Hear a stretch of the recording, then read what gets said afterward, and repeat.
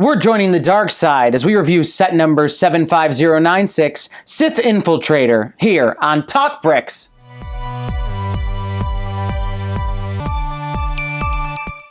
Hello, and welcome back to another episode of TalkBricks, where I bring you the latest in LEGO news and reviews. Don't forget to subscribe to make sure you don't miss out on any of my upcoming videos, but let's get right to it. Michael here, and I'm so excited to be reviewing for you guys a set from LEGO Star Wars, the Sith Infiltrator. Originally from Episode 1, the Sith Infiltrator features 662 pieces and 5 minifigures. The Sith Infiltrator is the main ship of Darth Maul, the main villain from Star Wars Episode 1. But before we get too far into the set, let's talk about everyone's favorite part, the minifigures. First off, we have our two Jedi from the front. On the left, we've got Darth Maul, and on the right, we have Qui-Gon Jinn. Darth Maul is the main villain of Episode 1, and he has his signature dual-ended lightsaber. Qui-Gon Jinn also has a lightsaber with a green blade. We can see here that Darth Maul has a cape and a hood, and Qui-Gon Jinn has a cloak. And now I've gone ahead and removed the hood on Darth Maul and added the spiky headpiece, and I've gone ahead and removed that cloak from Qui-Gon Jinn. You can see that both of these figures have nice printing on the torsos, and they both continue onto the legs, which is a really nice detail. The faces are quite expressive, and I think it's really interesting that Qui-Gon Jinn has this kind of half smile.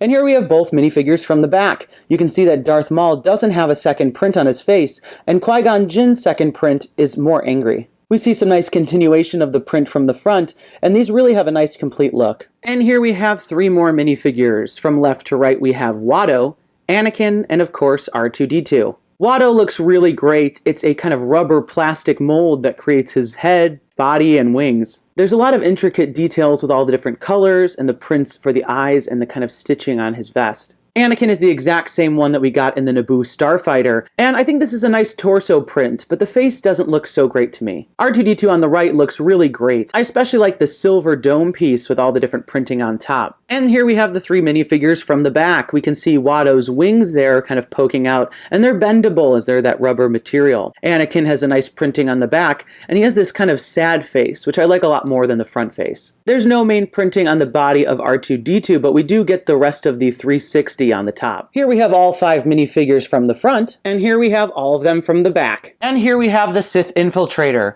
It has a nice light and dark gray design, and I think all of the curves really capture its iconic shape. The very front of the ship is squared off, and we can see here all these nice curved wedge pieces. This provides great shaping, and we have some sticker details to provide that differentiation. On the underside of the ship, we have 2 skid pieces, which provide landing gear. The 2 skids can be folded up for flight mode. This small Technic assembly on the side can be pressed to release the droids. You get 3 small droids in this set that can be released from the ship. Here we can see it from the side, front, and back, so that you can see all the different angles. This is a small design, but it's very effective. To place the droids inside, simply lift up the centerpiece and put them in the front part of the cavity. As we work our way back, we can see 2 panels that open up to reveal the speeder. And here we have the small speeder. As you can see, there's an interesting construction with this hinged design, and it only has a small spot for 1 minifigure. And here we have Darth Maul riding the speeder, and as you can see, you will have to tilt the section back in order to fit him in there properly. The back of the speeder has some green studs to represent the propulsion. The main body of the ship has a spherical design. It's very interesting the way that they use the parts here to give it that really curved shape. Here from the top we can see the rounded design, as well as the nice printed dish piece with a nice pattern. The bottom was similarly designed to give it that complete sphere look. The interior of the ship can be accessed by opening multiple panels. Start by lifting the main dish at the top. Next, lower the rear door. Finally, take these rear curved sections and pull them apart. Now we can see the full interior, and you can see that there's a lot of clear red accent pieces to give it that space look. At the top we see 2 inverted slopes with some sticker pieces. On each sticker are some screens with some readings as well as some controls. On the right side there is a 1x2 black piece with a clip to hold onto a pair of binoculars. On the other side there's another clip to hold his deactivated lightsaber. Here we can see the main handlebar controls as well as the black seat which can rotate. And here we can see Darth Vader piloting the ship, but I did find it near impossible to hook his hands on those handlebars. The wings have this nice design that reminds me of a lot of the other Star Wars ships. On either side of the main body, we have two spring-loaded shooters. These can quite simply be fired by pressing down on the missile.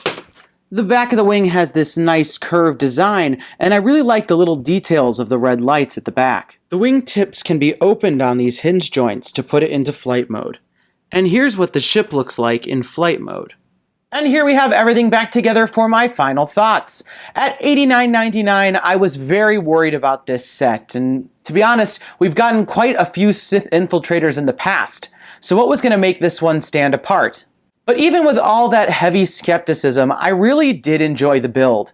It's quite hefty, it has a ton of parts, and it really has a nice solid feel to it. I believe this captures the likeness of the ship and has some fun features. But at $89.99, I do think that the price per part ratio doesn't make too much sense. And although the minifigures are quite nice in this set, it does feel a little bit random. But those are just my thoughts about the set, and I'd love to hear yours in the comments down below. Let me know, what do you think about the Sith Infiltrator, and how many versions of it do you own? And if you like what you saw here, don't forget to leave me a thumbs up down below and subscribe to make sure you don't miss out on any of my upcoming videos. That's all the time we've got for today. Thanks, and have a good one.